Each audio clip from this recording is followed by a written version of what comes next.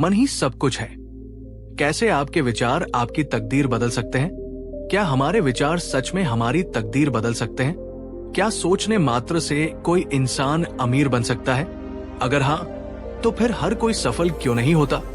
आज हम आपको गौतम बुद्ध की एक ऐसी प्रेरणादायक कहानी सुनाने जा रहे हैं जो साबित करेगी कि आपका मन ही आपका सबसे बड़ा मित्र और सबसे बड़ा शत्रु हो सकता है। बहुत समय पहले की बात है। एक गांव में रामू नाम का एक गरीब किसान रहता था। वो दिन रात मेहनत करता, लेकिन फिर भी उसकी फसल अच्छी नहीं होती। वो हमेशा यही सोचता, मेरा भाग्य ही खराब है। मैं कितना भी मेहनत करूं, मेरी गरीबी कभी खत्म नहीं होगी। रामू हर रोज अपने हालात पर रोता और भगवान को कोसता। वो सोचता कि अमीर लोग केवल किस्मत की वजह से सफल होते हैं और वो कभी भी अपनी तकदीर नहीं बदल सकता। एक दिन रामू को पता चला कि गौतम बुद्ध पास के गांव में आए हुए हैं। उसने सोचा, क्यों न उनसे जाकर पूछूं कि मेरी गरीबी का क्या कारण है। रामू बुद्ध के पास पहुंचा और बोला, भगवान, मैं बहुत गरीब हूं, मेरी तकदीर ही खराब है। क्या मैं कभी अमीर बन सकता हूं? बुद्ध मुस्कुराए और बोले, तुम्हारी तकदीर कौन बनाता है रामू? रामू ने उत्तर दिया, भगवान। बुद्ध ने कहा, अगर भगवान ही सबकी तकदीर बनाते तो क्या दुनिया में कोई गरीब या दुखी होता? रामू चौंक गया। उसने कहा, फिर मेरी गरीबी का कारण क्या है? बुद्ध ने मुस्कुराते हुए कहा, चलो तुम्हें इसका उत्तर एक छोटे प्रयोग से देते हैं। बुद्ध ने रामू को पास के एक पत्थर की ओर इशारा करते हुए कहा, इस पत्थर को उठाकर मेरे पास लाओ। रामू ने पत्थर उठाया और बुद्ध के पास ले आया। बुद्ध ने पूछा, अब इसे सिर पर रखो और गांव के चारों ओर घूमो। रामू ने ऐसा ही किया। कुछ देर बाद वो थककर लौट आया। बुद्ध ने फिर पूछा, अब बताओ, पत्थर भारी था? रामू ने कहा, हाँ भगवान, ये बहुत भारी था। बुद्ध ने मुस्कुराते हुए कहा, तो फिर इसे उठाकर रखा ही क्यों? रामू बोला, क्योंकि आपने कहा था। बुद्ध ने गंभीर स्वर में कहा, रामू, तुम्हारी गरीबी भी इसी पत्थर की तरह है। तुम इसे अपने सिर पर ढो रहे हो क्योंकि तुमने मान लिया है कि तुम्हारी तकदीर खराब है। लेकिन सच ये है कि जैसे तुम इस पत्थर को छोड़ सकते हो, वैसे ही तुम अपनी गरीबी को भी छोड़ सकते हो। बस अपनी सोच बदलनी होगी। रामू ये सुनकर चकित रह गया। उसने पहली बार समझा कि उसकी गरीबी का असली कारण उसकी सोच थी। अगर वो अपनी सोच बदल ले और सकारात्मक तरीके से मेहनत करे तो वो भी सफल हो सकता है। इसके बाद रामू ने कभी भी खुद को गरीब नहीं समझा। उसने अपने खेतों में नई तकनीकें अपनाई, व्यापार के बारे में सीखा और कुछ ही वर्षों में वो गांव के सबसे सफल किसानों में से एक बन गया। गौतम बुद्ध कहते थे, हम वही बनते हैं जो हम सोचते हैं। अगर हम खुद को कमजोर मानते हैं तो हम कमजोर ही रहेंगे। अगर हम खुद को असफल मानते हैं तो असफल ही रहेंगे। लेकिन अगर हम खुद को सफल माने और पूरी निष्ठा से मेहनत करें तो कुछ भी असंभव नहीं है। तो सोचो मत, अपने विचारों को सही दिशा दो और अपनी तकदीर खुद बनाओ। अगर आपको ये कहानी पसंद आई तो इसे दूसरों तक जरूर पहुंचाएं। हो सकता है किसी की जिंदगी बदल जाए। रामू की जिंदगी अब पूरी तरह बदल चुकी थी। उसने अपनी गरीबी को सिर्फ एक अवस्था माना, कोई स्थायी सत्य नहीं। उसकी सोच अब नकारात्मकता से नहीं, बल्कि उम्मीद और मेहनत से भरी हुई थी। लेकिन क्या सिर्फ सोच बदलने से सब कुछ ठीक हो जाता है? क्या असफलताएं फिर कभी रास्ते में नहीं आती? या फिर रामू को एक और कठिन परीक्षा से गुजरना पड़ा? आइए इस कहानी को आगे बढ़ाते हैं। रामू की मेहनत रंग ला रही थी। उसके खेतों में पहले से ज्यादा फसल उग रही थी। गांव में लोग अब उसकी सराहना करने लगे थे। लेकिन कहते हैं ना, सफलता के साथ ही चुनौतियां भी आती है। एक दिन गांव में भारी बारिश हुई। रामू के खेतों में पानी भर गया और उसकी मेहनत पर पानी फिर गया। महीनों की मेहनत एक ही रात में खत्म हो गई। गांव के लोग कहने लगे, रामू, तुम्हारी किस्मत तो सच में खराब है। हमने पहले ही कहा था, गरीब आदमी कितना भी मेहनत कर ले, भाग्य से जीत नहीं सकता। रामू के मन में फिर से वही पुराने विचार आने लगे। क्या वाकई मेरी तकदीर खराब है? क्या बुद्ध की सीख सिर्फ बातें थी? क्या मैं फिर से गरीब बन जाऊंगा? रामू बहुत निराश था, लेकिन तभी उसे याद आया कि गौतम बुद्ध ने उसे एक और सीख दी थी। हर असफलता एक नई शुरुआत होती है। वो अपने सारे संदेहों को दूर करने के लिए फिर से बुद्ध के पास गया। इस बार उसके चेहरे पर घबराहट और निराशा दोनों थी। उसने बुद्ध से कहा, भगवान, मैंने आपकी बात मानी थी, मैंने अपनी सोच बदली थी, मैंने मेहनत भी की थी, लेकिन फिर भी सब बर्बाद हो गया। क्या तकदीर से बचना संभव नहीं? बुद्ध मुस्कुराए और बोले, रामू, क्या तुमने कभी धूप और छाव को देखा है? रामू ने कहा, हाँ भगवान, जब सूरज निकलता है तो धूप होती है, और जब वो बादलों के पीछे छिप जाता है तो छाव होती है। बुद्ध बोले, बिल्कुल सही, लेकिन क्या तुमने कभी देखा है कि कोई व्यक्ति सिर्फ धूप में ही रहे और छाव से बच जाए? रामू चुप हो गया। बुद्ध आगे बोले, रामू, जीवन में सफलता और असफलता दोनों धूप और छाव की तरह है। तुम चाहो या न चाहो, वे आती जाती रहेंगी।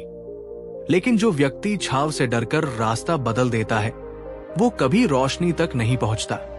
रामू को अब समझ में आ गया था, असफलता सिर्फ एक परीक्षा थी, हार नहीं।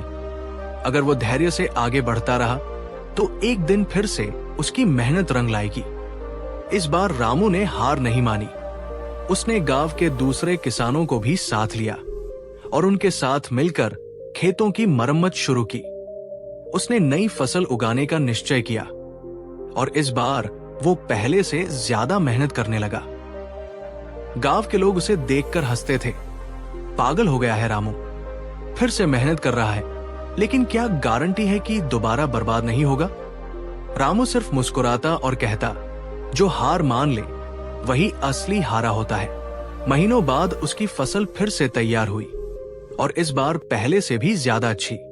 वो पहले से ज्यादा अनाज उगाने में सफल रहा। अब उसकी गिनती गांव के सबसे अमीर किसानों में होने लगी। गांव वाले जो पहले उसका मजाक उड़ाते थे, अब उसी से खेती के गुर सीखने आने लगे। रामू ने सीखा था कि सिर्फ सोच बदलना काफी नहीं, धैर्य और मेहनत भी जरूरी है। गौतम बुद्ध कहते थे, मन ही सब कुछ है, जो जैसा सोचता है वो वैसा ही बनता है। रामू ने अपनी सोच बदली और इसी वजह से उसकी तकदीर भी बदल गई। लेकिन उसने एक और चीज सीखी, जीवन में असफलता आएगी ही, लेकिन जो व्यक्ति डटा रहता है वही असली विजेता होता है। तो तुम क्या चुनोगे, हार मानना या अपनी तकदीर खुद लिखना? अगर ये कहानी तुम्हें प्रेरणा देती है तो इसे अपने दोस्तों के साथ जरूर शेयर करो। कौन जाने किसकी जिंदगी बदल जाए। रामू की सफलता की कहानी अब पूरे गांव में फैल चुकी थी। लोग उसे आदर से देखने लगे थे। उसकी मेहनत, धैर्य और बुद्ध की सीखों ने उसे गरीब से अमीर बना दिया था। लेकिन जीवन की परीक्षा अभी खत्म नहीं हुई थी। क्या भाग्य फिर से उसकी परीक्षा लेने वाला था? क्या रामू इस बार भी बुद्ध की शिक्षाओं पर अडिग रह पाएगा या फिर वो एक और चुनौती में हार जाएगा? आइए जानते हैं आगे की कहानी। अब रामू के पास धन दौलत थी, इज्जत थी और लोग उससे सलाह लेने आते थे। लेकिन सफलता के साथ एक नया शत्रु भी उसके मन में जम लेने लगा, अहंकार और लालच। उसने सोचा, अब मैं गरीब नहीं हूं, मैं जो चाहूं कर सकता हूं, मैं दूसरों से बेहतर हूं। धीरे धीरे रामू बदलने लगा। अब वो गरीबों की मदद नहीं करता था। जो लोग कभी उसके दोस्त थे अब उसे छोटे लगने लगे। वो सोचता, अगर मैं और ज्यादा पैसे कमा लूं तो मैं गांव का सबसे बड़ा आदमी बन जाऊंगा। गांव में एक और बड़ा व्यापारी था, सेठ धनीराम। उसकी संपत्ति रामू से भी ज्यादा थी। अब रामू की नजर उसी पर थी। वो सोचने लगा, अगर मैं धनीराम से अमीर बन गया तो पूरे राज्य में मेरा नाम होगा। रामू अब केवल धन कमाने की दौड़ में लग गया।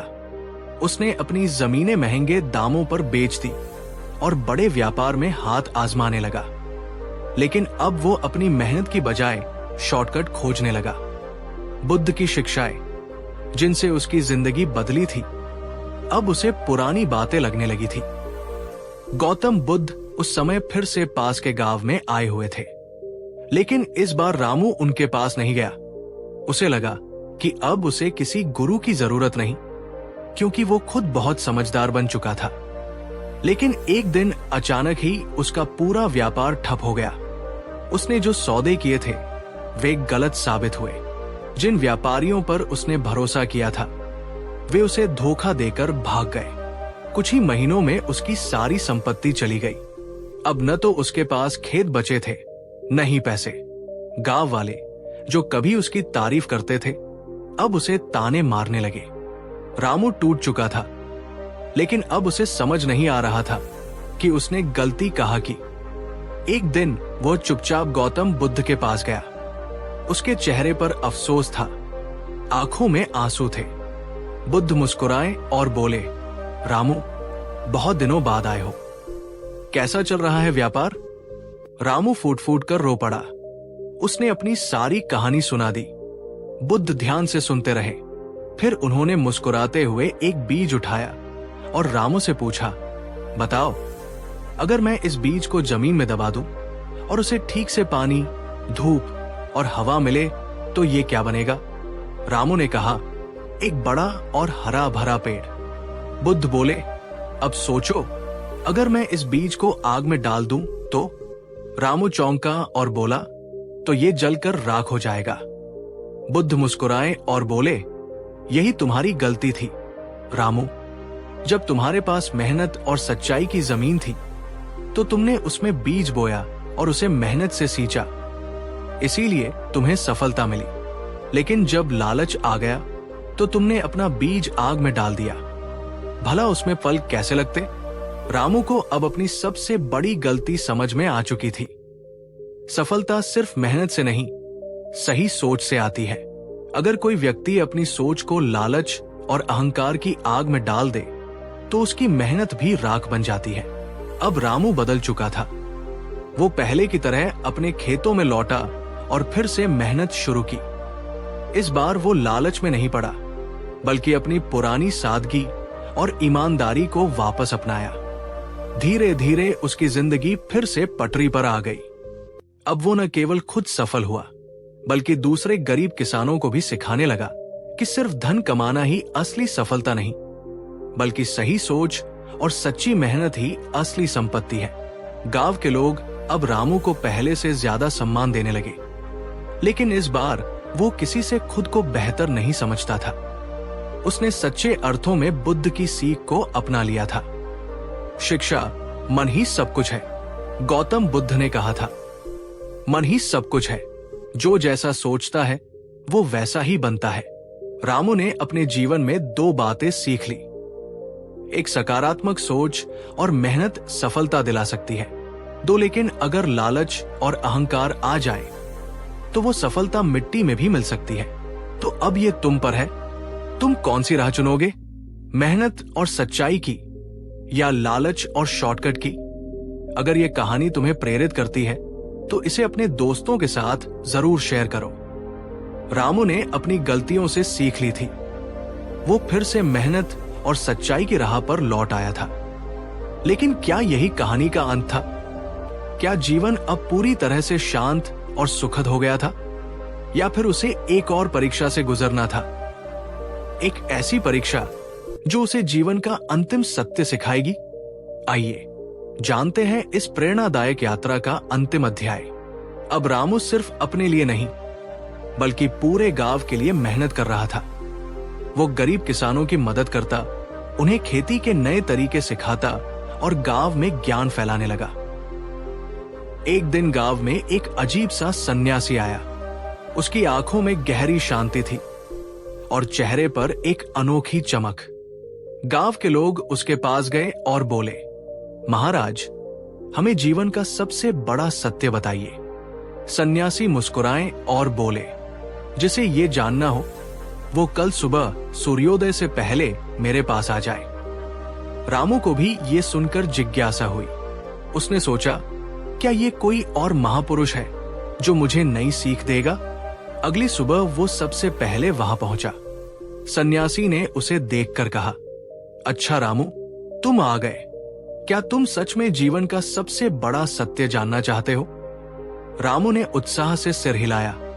सन्यासी ने एक बीज रामू के हाथ में रखा और कहा, इस बीज को अपनी मुट्ठी में बंद कर लो।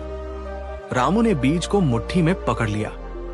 सन्यासी ने फिर कहा, अब इसे जितना जोर से हो सके पकड़ कर रखो। रामू ने अपनी मुट्ठी कसकर बंद कर ली। कुछ ही क्षणों में उसे महसूस हुआ कि उसकी हथेली में दर्द हो रहा है। सन्यासी ने मुस्कुराकर पूछा, कैसा महसूस हो रहा है? रामू ने कहा, हथेली में दर्द हो रहा है महाराज। सन्यासी ने कहा, अब इसे खोल दो। रामू ने धीरे धीरे अपनी मुट्ठी खोली और देखा कि बीज अभी भी वैसा ही था, लेकिन उसकी हथेली में लाल निशान पड़ चुके थे। सन्यासी ने कहा, यही जीवन का सबसे बड़ा सत्य है। जब हम किसी चीज को जबरदस्ती पकड़कर रखते हैं, धन, अहंकार, भय, दुख, क्रोध, तो वो हमें ही दर्द देता है। लेकिन जब हम उसे जाने देते हैं तो मन शांत हो जाता है। रामू चौंक गया। उसने कभी इस दृष्टिकोण से जीवन को नहीं देखा था। अब रामू समझ चुका था कि धन आवश्यक है, लेकिन उसे पकड़े रहना नहीं चाहिए। सफलता अच्छी है, लेकिन उसका अहंकार न हो। कभी कभी हार भी जरूरी है, क्योंकि वो हमें सिखाती है। रामू ने अपने भीतर की सभी नकारात्मक भावनाओं को छोड़ दिया। अब वो सिर्फ अपने कर्म पर ध्यान देने लगा, न कि उसके परिणाम पर। गौतम बुद्ध ने भी यही कहा था, जो चीजें तुम्हें तकलीफ देती हैं, उन्हें जाने दो, मन को मुक्त करो, यही सच्चा सुख है। अब रामू न सिर्फ गांव का सबसे सफल किसान था, बल्कि सबसे शांत और सुखी व्यक्ति भी था। उसके पास धन था, लेकिन लालच नहीं। उसके पास सफलता थी, लेकिन अहंकार नहीं। उसके पास ज्ञान था, लेकिन दिखावा नहीं। गांव के लोग उससे जीवन के सबक सीखने आने लगे। रामू अब केवल एक किसान नहीं था, वो गांव का गुरु बन चुका था। गौतम बुद्ध कहते थे, मुक्ति वही है जहां मन शांति में है। रामू ने अपने जीवन की आखिरी सीख ली थी। जीवन में कुछ भी स्थायी नहीं है, इसलिए हर चीज को जाने देना सीखो। तो तुम क्या पकड़ कर बैठे हो? क्रोध, चिंता, दुख, अहंकार? आज ही उन्हें छोड़ दो और सच्चे सुख का अनुभव करो। अगर ये कहानी तुम्हें प्रेरित करती है, तो इसे दूसरों के साथ जरूर साझा करो। हो सकता है किसी की जिंदगी बदल जाए। रामू अब न केवल गांव का सबसे सफल किसान था, बल्कि उसकी पहचान एक ज्ञानी व्यक्ति के रूप में भी होने लगी थी। जो लोग पहले उसे साधारण किसान समझते थे, वे अब उसकी बातों से प्रेरणा लेने लगे थे। लेकिन जीवन की परीक्षा अभी पूरी नहीं हुई थी। क्या रामू को अब सच्ची शांति मिल गई थी, या फिर जीवन उसके लिए कोई और संदेश लेकर आया था? क्या उसे बुद्ध की शिक्षाओं से आगे कुछ और सीखने की जरूरत थी? आइए जानते हैं इस प्रेरणादायक यात्रा का अंतिम अध्याय। समय बीतता गया। रामू ने अपने खेतों को और समृद्ध कर लिया था। उसने कई लोगों की मदद की, कई गरीबों को काम दिया और पूरे गांव में उसकी मिसाल दी जाने लगी। लेकिन फिर एक ऐसा समय आया जिसने उसकी आत्म शांति को हिला दिया। रामू की मां, जो उसकी सबसे बड़ी प्रेरणा थी, बीमार पड़ गई। उसने उनके इलाज के लिए सब कुछ किया, लेकिन धीरे धीरे उनकी हालत बिगड़ने लगी। रामू ने सोचा, मैंने जीवन में हर संकट को झेला है, लेकिन अगर मां चली गई तो मैं क्या करूंगा? हर दिन वो भगवान से प्रार्थना करता, हे बुद्ध, मेरी मां को ठीक कर दो। मैंने आपकी हर बात मानी है, क्या अब भी मेरी परीक्षा बाकी है? लेकिन फिर वो दिन आ ही गया। उसकी मां ने एक रात अपनी अंतिम सांस ली। रामू टूट गया। वो अपने आप को संभाल नहीं पाया। गांव के लोग उसे सांत्वना देने आए, लेकिन वो किसी से बात तक नहीं कर रहा था। उसे लगने लगा था कि बुद्ध की सीखें भी अब काम नहीं आ रही है। रामू अपनी मां के जाने के बाद पूरी तरह बदल चुका था। वो पहले जितना शांत था, अब उतना ही खोया खोया रहने लगा। लेकिन एक दिन संयोगवश गौतम बुद्ध फिर से उस क्षेत्र में आए। जब उन्हें रामू की हालत के बारे में पता चला तो उन्होंने उसे अपने पास बुलाया। बुद्ध ने रामू से पूछा, क्या बात है रामू, तुम इतने उदास क्यों हो? रामू ने रोते हुए कहा, भगवान, मैंने आपकी हर सीख मानी थी। मैंने मेहनत की, धैर्य रखा, लालच छोड़ा, फिर भी मेरी मां चली गई। अगर जीवन में इतनी कठिनाई ही लिखी है तो इन सीखों का क्या फायदा? बुद्ध शांत स्वर में बोले, रामू, तुम्हें एक कहानी सुनाता हूं। एक बार एक स्त्री मेरे पास आई। उसका इकलौता पुत्र मर गया था। वो मुझसे कहने लगी, भगवान, मेरे बेटे को जीवित कर दीजिए, मैं उसके बिना नहीं रह सकती। रामू ध्यान से सुनने लगा। बुद्ध ने आगे कहा, मैंने उस स्त्री से कहा, ठीक है, मैं तुम्हारे पुत्र को जीवित कर दूंगा, लेकिन पहले मुझे एक मुट्ठी सरसों के दाने लाकर दो। शर्त सिर्फ इतनी थी कि वे सरसों के दाने ऐसे घर से होने चाहिए जहां कभी किसी की मृत्यु न हुई हो। रामू चौंका, फिर क्या हुआ भगवान? बुद्ध बोले, वो स्त्री पूरे गांव में गई, लेकिन उसे एक भी ऐसा घर नहीं मिला जहां किसी की मृत्यु न हुई हो। तब उसे समझ में आया कि मृत्यु केवल उसका ही दुख नहीं है, ये जीवन का स्वाभाविक नियम है। रामू अब भी शांत नहीं था। उसने कहा, लेकिन भगवान, अपनों को खोने का दर्द बहुत गहरा होता है। बुद्ध मुस्कुराए और बोले, रामू, नदी का जल बहता रहता है, चाहे कोई उसे रोकने की कितनी भी कोशिश करे। जीवन भी ऐसा ही है। हर व्यक्ति, चाहे वो कितना भी प्रिय क्यों न हो, एक दिन हमें छोड़कर चला जाएगा। लेकिन इसका ये मतलब नहीं कि हम उनके जाने से खुद को खो दें। तुम्हारी मां चली गई, लेकिन उनकी स्मृतियां, उनका प्रेम और उनके द्वारा दी गई सीखें तुम्हारे साथ हमेशा रहेंगी। रामू को अब एहसास हुआ कि उसने फिर से जीवन के स्वाभाविक नियम को स्वीकारने से इनकार कर दिया था। जीवन केवल सुख या सफलता का नाम नहीं, बल्कि ये स्वीकार करने की कला भी है। रामू ने अपने आंसू पोंछे और बुद्ध से कहा, भगवान, मैंने आज अंतिम सत्य सीख लिया। किसी भी चीज को रोककर रखने से ही दुख होता है। जाने दो, तभी शांति मिलेगी। बुद्ध मुस्कुराए और बोले, तुमने सही सीखा रामू, यही मोक्ष है, जीवन की हर स्थिति को सहजता से स्वीकारना। अब रामू फिर से वही खुशहाल, शांत चित्त और ज्ञानी व्यक्ति बन चुका था।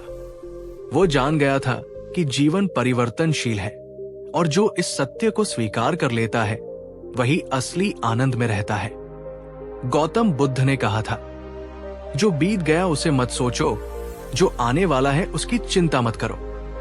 वर्तमान में जियो, क्योंकि यही जीवन का वास्तविक रहस्य है।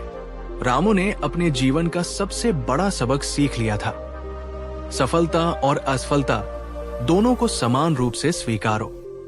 जिन चीजों को खोने का डर है उन्हें जाने दो, यही सच्चा सुख है।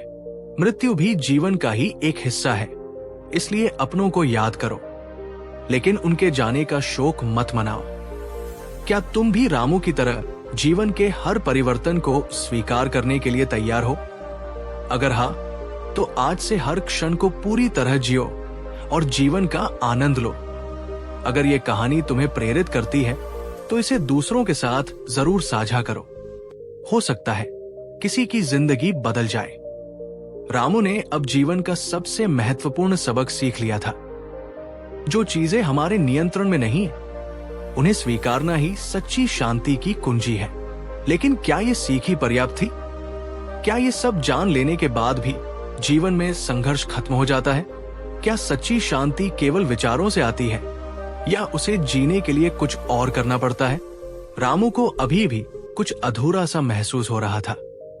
रामू ने जीवन के कई उतार चढ़ाव देखे थे, गरीबी से लेकर सफलता तक, मोह से लेकर ज्ञान तक, दुख से लेकर शांति तक। लेकिन अब भी कभी कभी अतीत की यादें उसे विचलित कर देती थी। कभी मां की यादें उसे भावुक कर देती, कभी बचपन की कठिनाइयां उसकी सोच पर हावी हो जाती। कभी भविष्य की अनिश्चितता उसे चिंता में डाल देती। रामू सोचने लगा, अगर मैंने सच में सब कुछ स्वीकार लिया है तो फिर ये विचार बार बार क्यों आते हैं?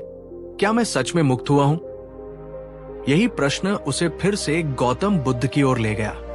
रामू को पता चला कि गौतम बुद्ध अब एक वन में ध्यान कर रहे हैं। वो तुरंत वहां पहुंचा और बुद्ध के चरणों में बैठ गया।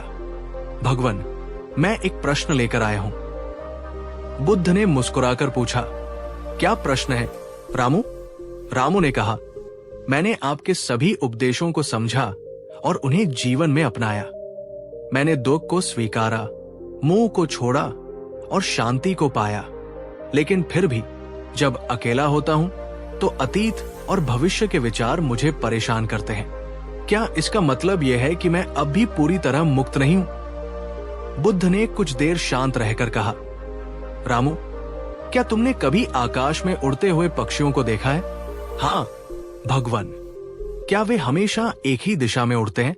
नहीं, वे कभी इधर कभी उधर जाते हैं। बुद्ध बोले, वैसे ही मन के विचार भी हमेशा उड़ते रहते हैं। वे कभी अतीत में जाते हैं, कभी भविष्य में। लेकिन ध्यान रखना, आकाश कभी नहीं बदलता, बस पक्षी उसमें उड़ते हैं। तुम्हारा मन भी वही आकाश है और विचार वे पक्षी हैं। जब तुम ये समझ जाओगे कि तुम मन हो, विचार नहीं, तब तुम सच में मुक्त हो जाओगे।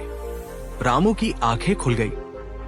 उसने महसूस किया कि उसकी सारी परेशानी सिर्फ इसलिए थी क्योंकि वह अपने विचारों को खुद से जोड़कर देख रहा था।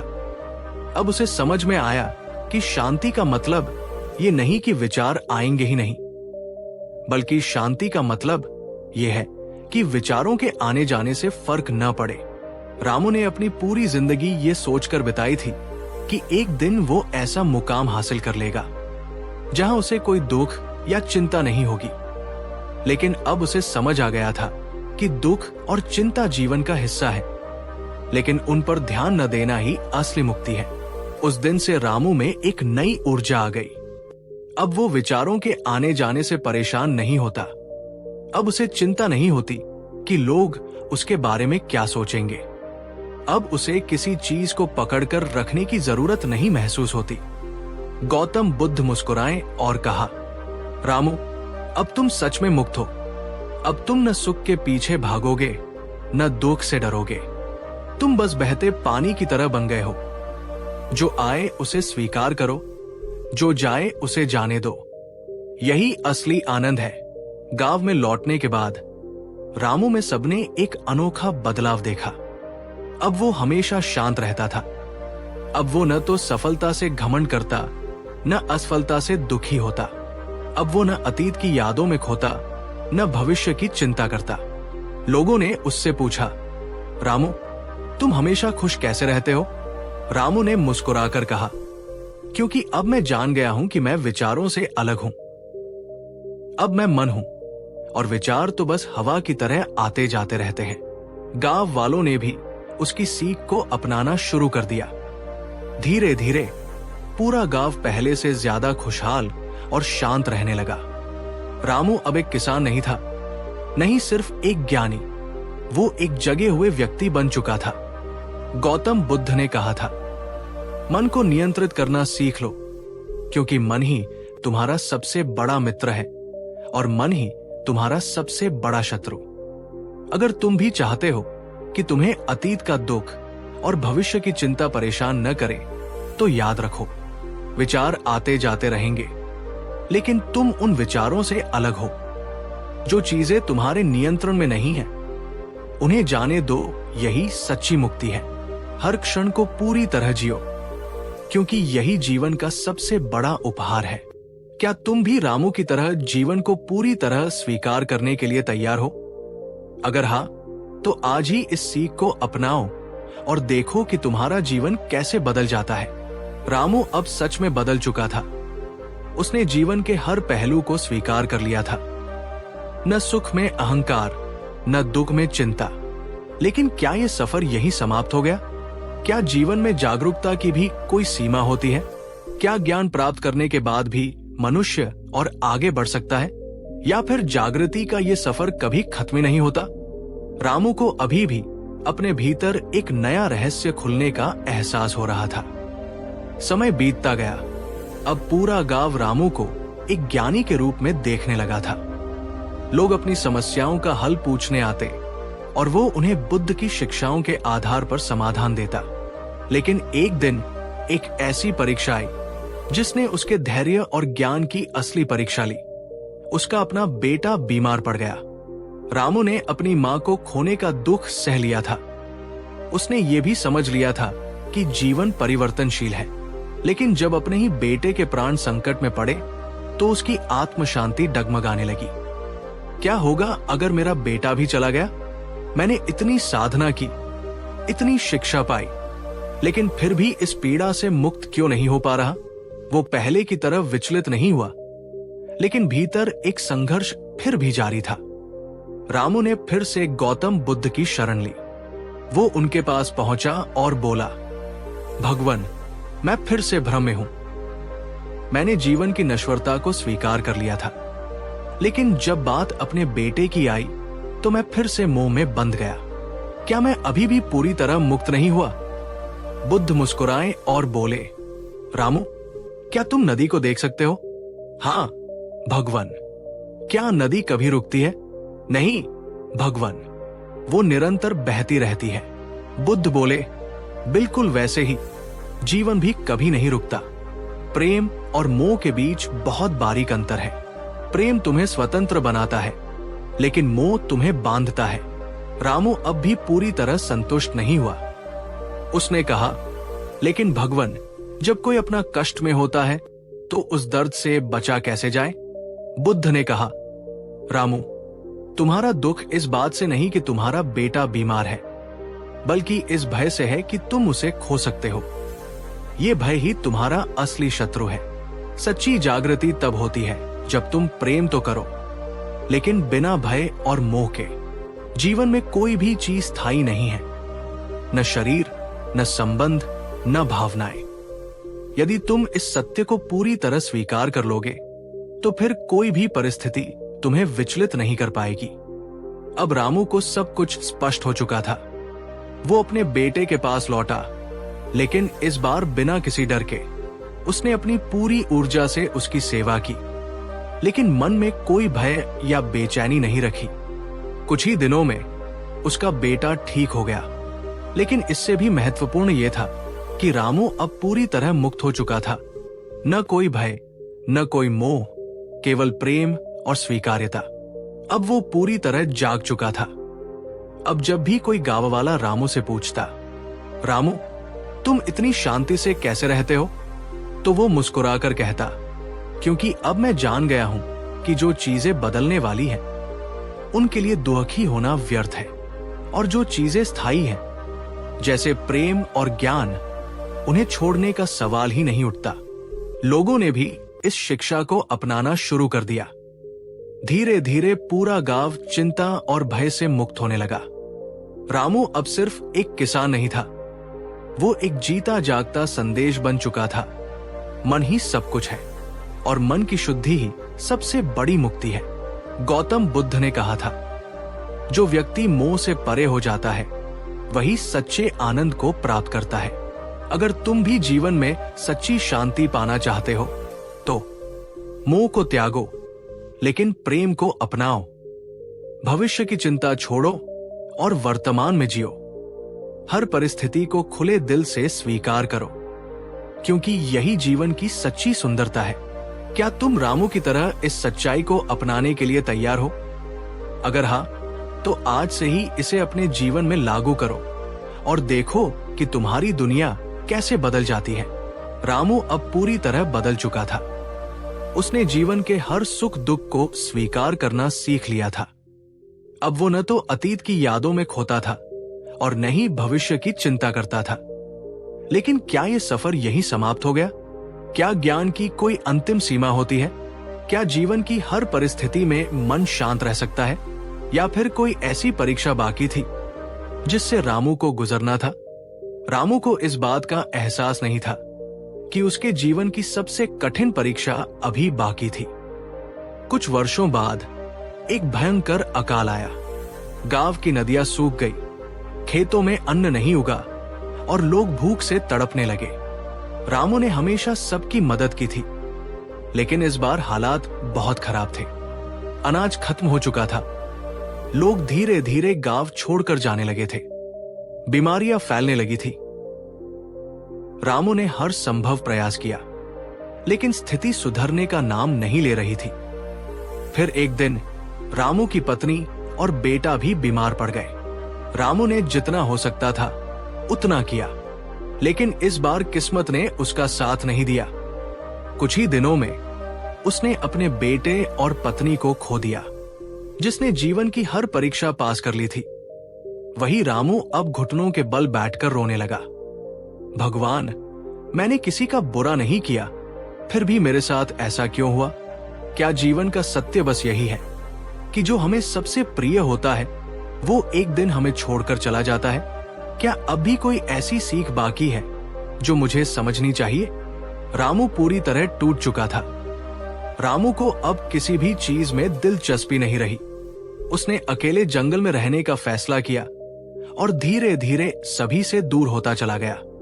एक दिन जब वो ध्यान में बैठा था तो उसने गौतम बुद्ध की वाणी सुनी। रामू, तुमने जीवन को समझा लेकिन मृत्यु को नहीं समझा। रामू चौंक गया। उसने आंखें खोली, लेकिन कोई नहीं था। लेकिन फिर उसे महसूस हुआ कि बुद्ध का संदेश उसके भीतर से आ रहा था। बुद्ध की आवाज फिर गूंजी, रामू, तुमने स्वीकार कर लिया था कि जीवन बदलता रहता है, लेकिन तुमने ये नहीं स्वीकार किया कि मृत्यु भी उसी परिवर्तन का हिस्सा है। जिस तरह दिन के बाद रात आती है, उसी तरह जन्म के बाद मृत्यु भी आती है। संसार का हर कण अनित्य, नश्वर है। जो आया है वो जाएगा, और जो गया है वो फिर किसी रूप में लौटेगा। रामू की आंखों से आंसू बहने लगे। तो क्या मेरे बेटे और पत्नी का जाना भी स्वाभाविक था? बुद्ध की आवाज आई, हाँ रामू, लेकिन उनका जाना तुम्हारे प्रेम का अंत नहीं है। प्रेम कभी मरता नहीं, वो रूप बदलता है, लेकिन उसका अस्तित्व बना रहता है।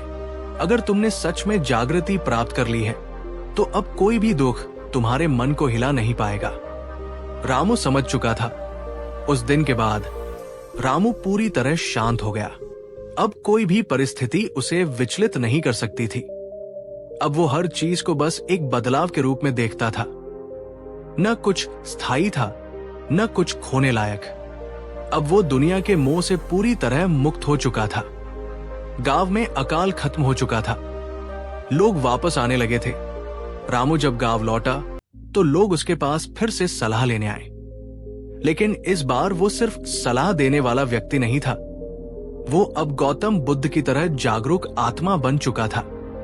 लोगों ने उससे पूछा, रामू, तुमने सब कुछ खो दिया, लेकिन फिर भी तुम्हारे चेहरे पर शांति क्यों है? रामू ने मुस्कुराकर कहा, क्योंकि अब मैं जान गया हूं कि मैंने कभी कुछ खोया ही नहीं था।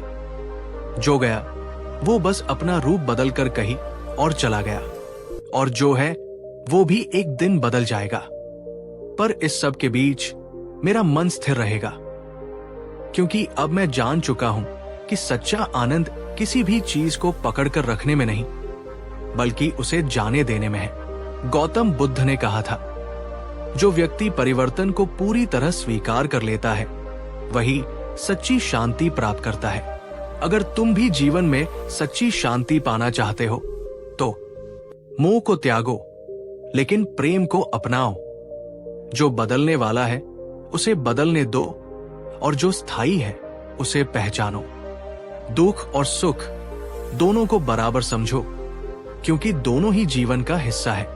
क्या तुम भी रामू की तरह इस सच्चाई को अपनाने के लिए तैयार हो? अगर हाँ, तो आज से ही इसे अपने जीवन में लागू करो और देखो कि तुम्हारा जीवन कैसे बदल जाता है। रामू अब पूरी तरह से बदल चुका था। न दुख उसे हिला सकता था, न सुख उसे भटका सकता था।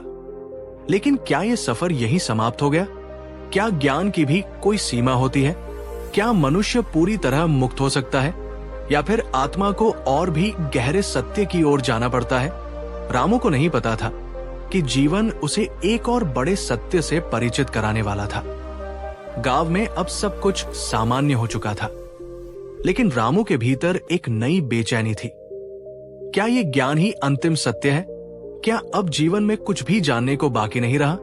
उसने सुना था कि हिमालय की गुफाओं में कई महायोगी ध्यान में लीन हैं, जो जन्म और मृत्यु के रहस्यों को जान चुके हैं। अब रामू का मन वही जाने को व्याकुल होने लगा। गांव वालों ने उसे रोकने की कोशिश की, लेकिन अब रामू को किसी भी चीज से मोह नहीं था। वो सबको आशीर्वाद देकर एक नई यात्रा पर निकल पड़ा, हिमालय की ओर। रामू कई महीनों तक पहाड़ों में भटकता रहा। कड़ाके की ठंड, भूख और थकान, लेकिन उसकी जिज्ञासा इन सबसे बड़ी थी।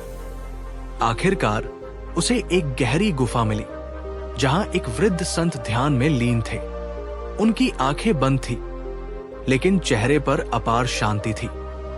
रामू उनके चरणों में गिर पड़ा। गुरुदेव, क्या आप मुझे अंतिम सत्य सिखा सकते हैं? संत ने धीरे से आंखें खोली और मुस्कुराए।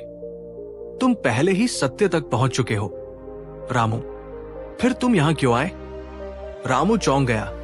गुरुदेव, मैं अब भी नहीं समझ पाया कि जीवन का अंतिम लक्ष्य क्या है। मैं जानना चाहता हूं कि क्या कोई पूरी तरह मुक्त हो सकता है? संत ने मुस्कुराकर कहा, तुम्हारा प्रश्न ही तुम्हारे बंधन का कारण है। जब कोई पूछना बंद कर देता है, तभी वो वास्तव में मुक्त हो जाता है। रामू कुछ समझ नहीं पाया। संत ने रामू को पास बुलाया और कहा, रामू, एक प्रश्न का उत्तर दो। यदि तुम्हारे हाथ में कोई वस्तु न हो, तो क्या तुम उसे छोड़ सकते हो? रामू बोला, नहीं गुरुदेव, जिसे मैंने पकड़ा ही नहीं, उसे कैसे छोड़ सकता हूं? संत बोले, बस यही अंतिम सत्य है। मोक्ष पाने के लिए कुछ भी छोड़ना नहीं पड़ता, क्योंकि कोई चीज तुम्हारी है ही नहीं। जब तुमने कभी कुछ पकड़ा ही नहीं, तो बंधन भी तुम्हारे लिए असली नहीं है। रामू स्तब्ध रह गया। अब वो पूरी तरह समझ चुका था। जीवन में सुख दुख, मोहमाया, सवाल जवाब, ये सब सिर्फ मन का खेल है। हकीकत में कोई जन्म नहीं, कोई मृत्यु नहीं। जो है वो बस शुद्ध चेतना है, जो सदा स्थिर, सदा मुक्त है। उस दिन के बाद रामू को कुछ भी पाने या छोड़ने की इच्छा नहीं रही। वो न तो सन्यासी बना, न ही किसी नए शिष्य को ज्ञान देने लगा। वो बस हर पल को वैसे ही स्वीकार करने लगा जैसे वो था। अब उसे कोई भी परिस्थिति हिला नहीं सकती थी, क्योंकि उसने जान लिया था कि वो पहले से ही मुक्त है। कुछ समय बाद एक दिन ध्यान में बैठे बैठे ही रामू इस संसार से विदा हो गया। लेकिन वो विदा नहीं हुई, बल्कि उसमें विलीन हो गया, जो सदा से था, सदा रहेगा। गौतम बुद्ध ने कहा था, जब कोई ये जान लेता है कि वो पहले से ही मुक्त है, तभी वो सच में मुक्त होता है। अगर तुम भी सच्ची शांति पाना चाहते हो, तो सुख दुख के चक्र को बस देखो, उसमें उलझो मत। मोह को त्यागो, लेकिन प्रेम को अपनाओ। जो आ रहा है आने दो, जो जा रहा है जाने दो, खुद को इसमें बहने दो। क्या तुम भी रामू की तरह इस सच्चाई को अपनाने के लिए तैयार हो? अगर हाँ, तो आज से ही इसे अपने जीवन में लागू करो और देखो कि तुम्हारा जीवन कैसे बदल जाता है। ठीक है, अब हम इस कहानी को एक नए मोड़ पर ले चलते हैं। एक नए पात्र, एक नई यात्रा और एक नया रहस्य। रामू की कहानी गांव में वर्षों तक सुनाई जाती रही। उसकी सीखों ने कई लोगों का जीवन बदल दिया। लेकिन एक दिन गांव के एक युवा व्यापारी धीरू ने एक प्रश्न उठाया, क्या आत्मज्ञान सिर्फ उन लोगों के लिए है जो जंगल में जाकर साधु बन जाते हैं? अगर ये सच है, तो क्या हम जो परिवार चलाते हैं, व्यापार करते हैं और समाज में रहते हैं, क्या हम कभी मुक्त नहीं हो सकते? गांव के बुजुर्गों के पास इसका कोई उत्तर नहीं था। लेकिन फिर एक दिन धीरू को एक सपना आया। सपने में उसने एक साधु को देखा, जिनका चेहरा धुंधला था। वो बोले, मोक्ष पाने के लिए जंगल जाना जरूरी नहीं। जो संसार में रहकर जागृत रहता है, वही सच्चा ज्ञानी है। धीरू चौंक गया, लेकिन कैसे? रोजमर्रा की जिम्मेदारियों के बीच कोई जागृत कैसे रह सकता है? साधु ने मुस्कुराकर कहा, इस प्रश्न का उत्तर तुम्हें हिमालय में मिलेगा। एक पुराने संत के पास जाओ जो तुम्हारे उत्तर की प्रतीक्षा कर रहे हैं। सपना टूट गया। धीरू को अब अपने जवाब की तलाश थी। क्या वह भी रामू की तरह इस अंतिम सत्य को समझ पाएगा? धीरू ने घर छोड़ा नहीं। उसने सोचा, अगर ज्ञान इतना शक्तिशाली है तो इसे संसार में रहते हुए भी पाया जा सकता है। लेकिन क्या वह सही था? क्या संसार के बीच रहकर कोई आत्मज्ञान पा सकता है, या फिर जंगलों की शांति ही इसका एकमात्र मार्ग है? धीरू की इस नई यात्रा में कई रहस्य छुपे थे। क्या तुम इस यात्रा को जानना चाहते हो? अगर हाँ, तो बताओ कि तुम इस कहानी को किस दिशा में आगे बढ़ाना चाहते हो। धीरू का संघर्ष, कोई नया गुरु या कोई और मोड़? धीरू की यात्रा। जब संसार ही ध्यान स्थल बन गया, धीरू का मन बेचैन था। उसने तय कर लिया कि वो अपने प्रश्नों का उत्तर खोजेगा। लेकिन उसने घर परिवार छोड़ने की जगह ज्ञान की खोज को अपने जीवन का हिस्सा बनाने का निश्चय किया। अब सवाल यह था, क्या वाकई संसार में रहते हुए भी आत्मज्ञान संभव है? क्या धीरू सफल होगा, या फिर उसे भी सब कुछ त्याग कर सन्यासी बनना पड़ेगा? पहली परीक्षा, क्रोध पर विजय। धीरू अपने व्यापार में व्यस्त था, लेकिन आत्मज्ञान की खोज में उसने हर रोज अपने विचारों और भावनाओं को देखने का अभ्यास शुरू कर दिया। एक दिन एक ग्राहक उसकी दुकान पर आया। उसने सामान लिया, लेकिन पैसे देने में आनाकानी करने लगा। धीरू को गुस्सा आने लगा। क्या ये व्यक्ति मुझे मूर्ख समझ रहा है? लेकिन तभी उसने अपने भीतर एक नई जागरूकता महसूस की। ये गुस्सा क्या सच में मेरा है, या ये सिर्फ एक क्षणिक भावना है? उसने अपनी सांसों पर ध्यान दिया और गुस्से को बह जाने दिया। वो शांत स्वर में बोला, भाई, अगर तुम अभी नहीं दे सकते तो बाद में दे देना। ग्राहक चौंक गया। उसे उम्मीद नहीं थी कि कोई दुकानदार इतनी शांति से पेश आएगा। उस दिन धीरू को पहली सीख मिली, क्रोध पर विजय ही सच्ची शक्ति है। दूसरी परीक्षा, मोह की परीक्षा। कुछ महीनों बाद धीरू की दुकान खूब चलने लगी। पैसा आने लगा, नाम बढ़ने लगा। लेकिन तभी एक दिन उसकी सबसे प्यारी वस्तु, उसकी मां की दी हुई एक अंगूठी खो गई। धीरू परेशान हो गया। वो जगह जगह खोजने लगा, लेकिन अंगूठी नहीं मिली। तभी उसे याद आया, बुद्ध ने कहा था कि संसार में कुछ भी स्थायी नहीं है। उसने खुद से पूछा, क्या ये अंगूठी वाकई मेरी थी? अगर ये मेरी होती तो ये मुझसे कभी दूर नहीं जाती। उसने एक गहरी सांस ली और मुस्कुराया। उस दिन धीरू को दूसरी सीख मिली, जो चीजें नश्वर हैं उनके लिए चिंता करना व्यर्थ है। तीसरी परीक्षा, अहंकार का त्याग। अब धीरू अपने गांव में प्रसिद्ध हो गया था। लोग उससे सलाह लेने आने लगे। धीरू, तुमने कैसे इतनी शांति पाई? हमें भी बताओ, हम भी सीखना चाहते हैं। धीरे धीरे उसके मन में एक नया विचार आने लगा, शायद मैं अब ज्ञानी हो गया हूं। लेकिन एक दिन एक बूढ़े संत उसके गांव में आए। उन्होंने धीरू से एक ही सवाल पूछा, अगर तुम सच में ज्ञानी हो तो क्या तुम अभी सब कुछ छोड़कर एक भिखारी बन सकते हो? धीरू अवाक रह गया। क्या मैं सच में सब कुछ छोड़ सकता हूं? क्या मुझे अभी भी अपनी पहचान से लगाव है?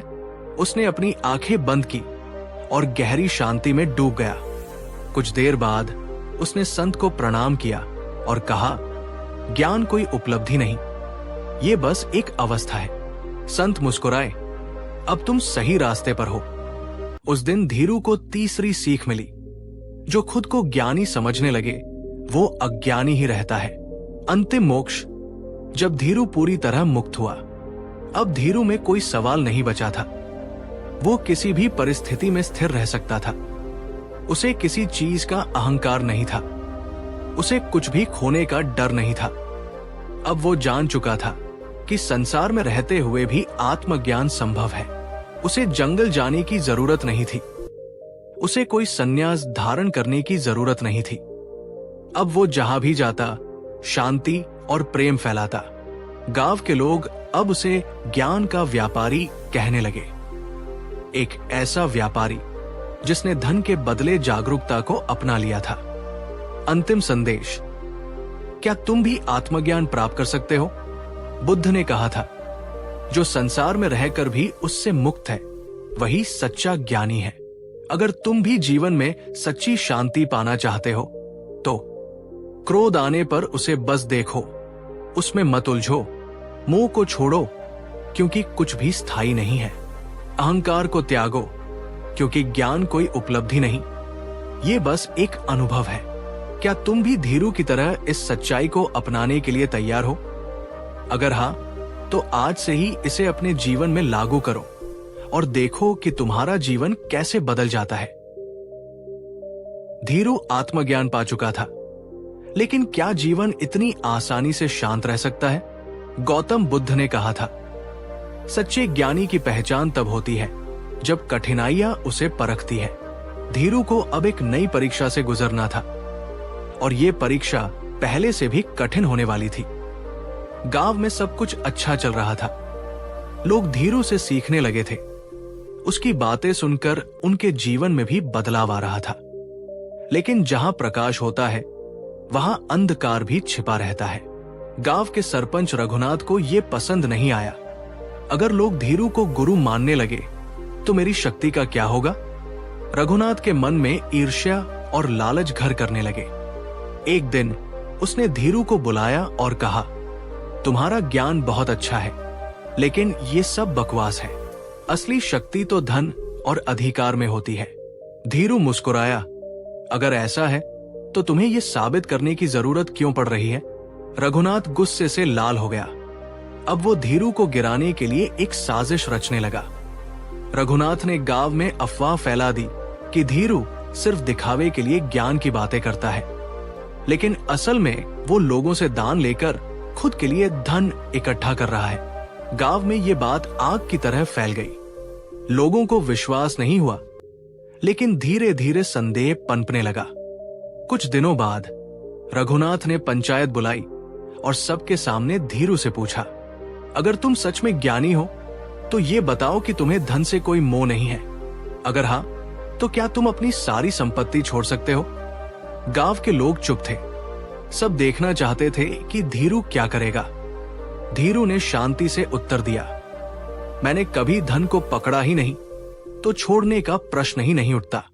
रघुनाथ हंसा, बड़ी बड़ी बातें करना आसान है, लेकिन अगर तुम सच में ज्ञानी हो तो अब से अपनी दुकान बंद कर दो और बिना किसी संपत्ति के जीवन बिताओ। अब पूरा गांव धीरू को देख रहा था। धीरू ने कुछ क्षणों के लिए आंखें बंद की, फिर उसने धीरे से कहा, अगर मेरा ज्ञान केवल दुकान और संपत्ति पर निर्भर है तो ये कोई सच्चा ज्ञान नहीं।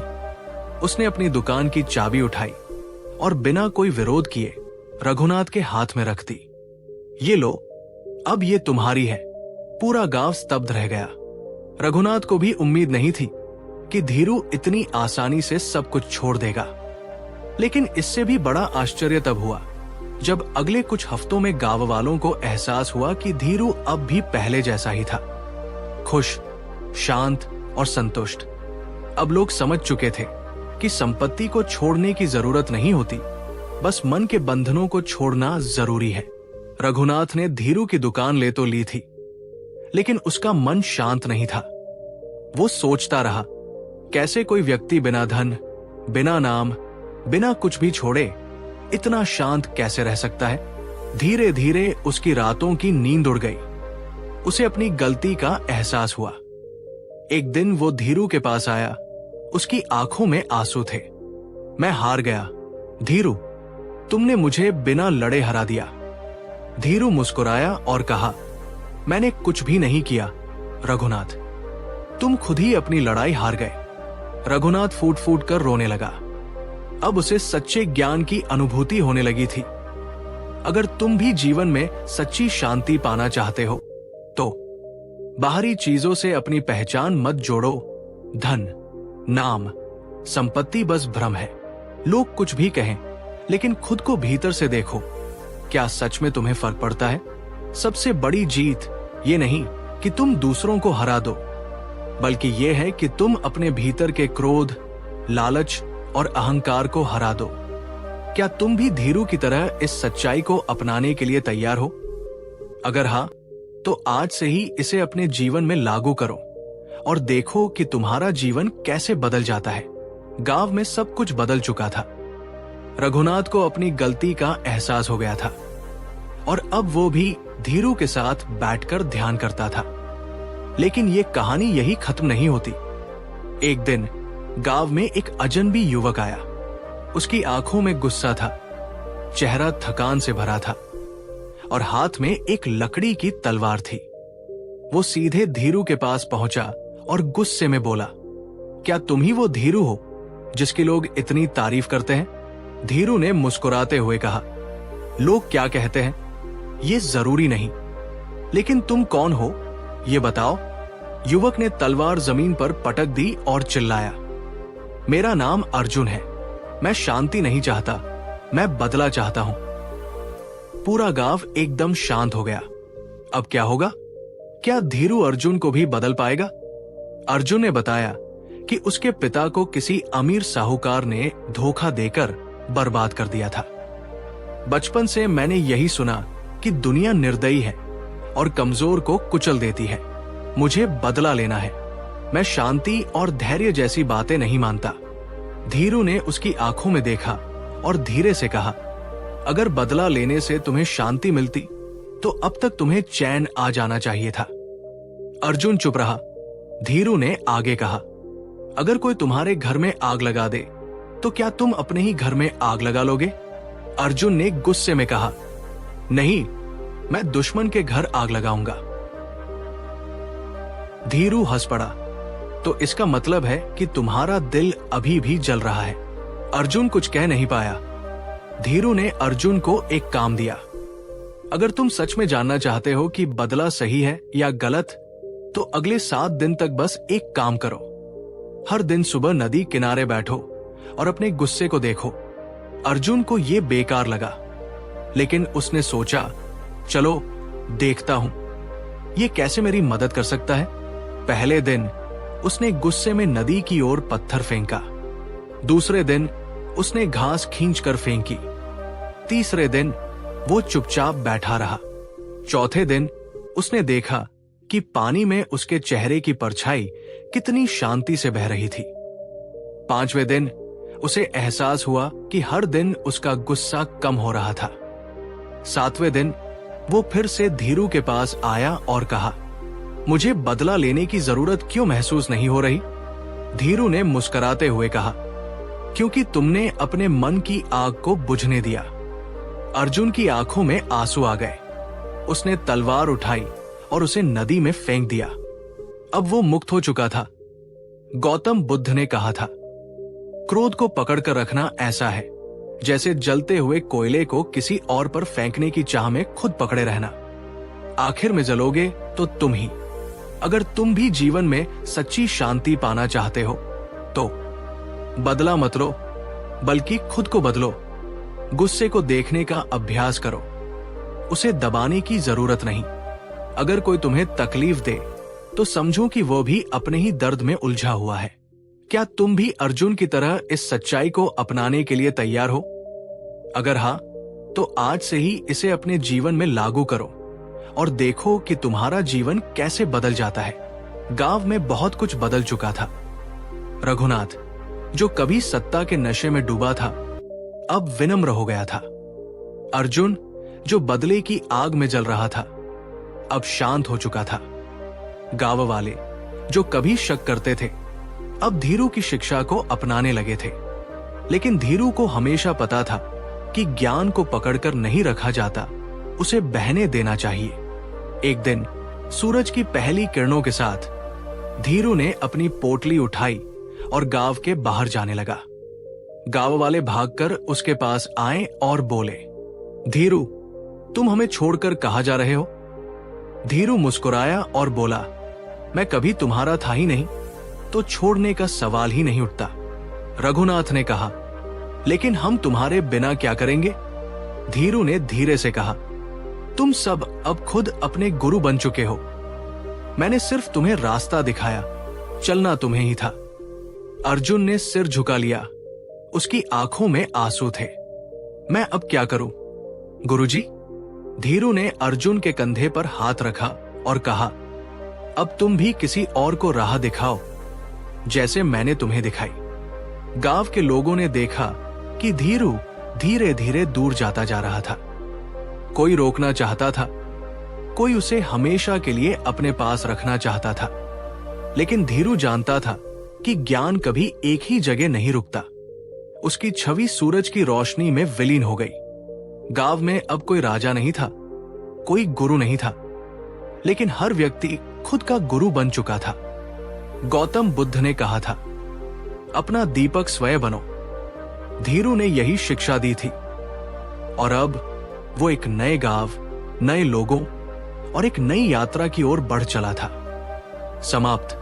अगर तुम्हें यह कहानी पसंद आई तो इसे अपने जीवन में लागू करो। खुद को बदलो, दुनिया खुद ब खुद बदल जाएगी। बाहर मत खोजो, समाधान तुम्हारे भीतर ही है। अब तुम्हारी बारी है। क्या तुम भी धीरू की तरह अपने भीतर का प्रकाश जगाने के लिए तैयार हो?